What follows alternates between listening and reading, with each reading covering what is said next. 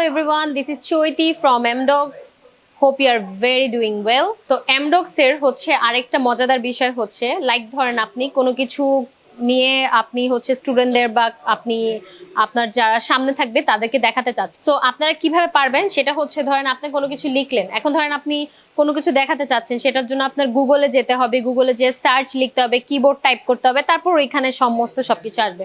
But এখানে আপনি easily ধরেন খুব মজার একটা বিষয় যে আপনি এখানে কোনো কিছু শিখাচ্ছেন, আপনি এখানে লিখে দিলেন, সেটা আপনাকে দেখায় দিল। ওকে, তো সেই অনুযায়ী ধরেন আমি এখানে সার্চ করলাম, লাইক ধরেন আমি আমাদের ঢাকা সম্পর্কে আমি জানতে চাইলাম, হ্যাঁ, তার জন্য আমি ঢাকা লিখলাম, ধরেন ঢাকা আসবে, এই যে ঢাকা আসছে।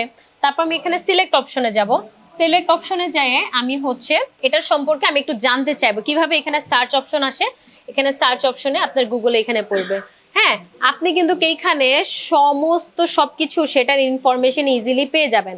ঠিক আছে, তো আপনি ইজিলি মানে এইখানে লিখছেন আর আপনি হচ্ছে ইজিলি গুগলে পাচ্ছেন, মানে এটা কিন্তু খুবই শর্ট একটা ফর্ম যে আপনি ইজিলি এই স্মার্ট জিনিসটা পাচ্ছেন যে ইজিলি আপনার এমডক্সে আপনি কোনো কিছু লিখছেন, জানতে চাচ্ছেন বা কাউকে কিছু দেখাতে চাচ্ছেন, আপনি এখানে লিখছেন আর চটজলদি এই পাশে এসে পড়বো, জাস্ট আর কি 2-3টা অপশনস আপনাকে ইউজ করতে হবে।